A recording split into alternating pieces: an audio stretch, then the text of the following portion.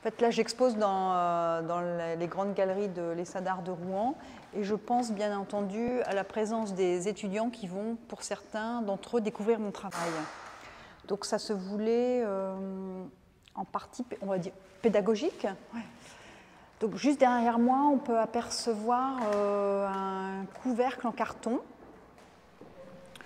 qui date d'il y a environ 5 ans. Et ce couvercle est percé de multiples perforations à partir d'outils récupérés.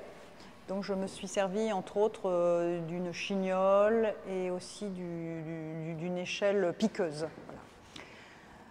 Voilà, donc j'ai tout un travail autour d'une économie, on va dire, du geste. Donc la procédure en général est très simple et le résultat se veut, on va dire, à la même hauteur que toute cette procédure, c'est-à-dire lui-même assez radical et économe.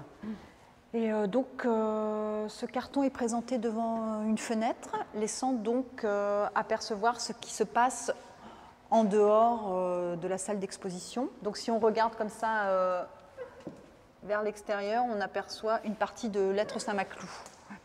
Donc il y a ce jeu comme ça de frontalité aussi, de laisser apparaître ce qui est derrière, normalement caché. Je présente aussi une autre œuvre qui est davantage, peut-être plus picturale, qui fait partie de la série Zone. Donc c'est un assemblage de 2 plaques de polystyrène qui ont été peintes et ensuite percées, meurtries, attaquées avec différents instruments chirurgicaux. Donc c'est vraiment une attaque on va dire de la pellicule et une rentrée dans la matière. Un autre travail que j'ai vraiment spécifiquement choisi pour le lieu d'exposition, c'est une série en fait, de dessins qui s'appelle Clichés. Donc on peut apercevoir en haut sur la droite un plan blanc percé simplement comme ça, de quelques ajourés, et en haut sur la partie haute à droite on aperçoit une fenêtre, enfin le reflet d'une fenêtre.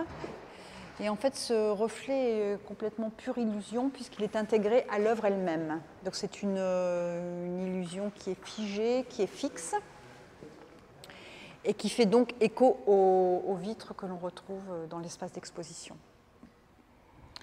Une autre pièce, beaucoup plus récente, celle-ci, qui date de 2013. Donc ce sont 2 rayonnages qui sont micro-perforés sur lesquels j'ai posé des rouleaux. Donc, ce sont des rouleaux récupérés dans le nord de la France, donc des rouleaux jacquard, donc qui à l'origine étaient des modèles de broderie, que j'ai complètement modifiés, requinqués à ma manière, modifié la texture. Et ces rouleaux sont aujourd'hui complètement obsolètes, puisqu'ils ont été remplacés par l'outil informatique. Donc j'en fais des sortes de potiches, fétiches, posés sur ces rayonnages eux-mêmes dans une fonction assez indécise.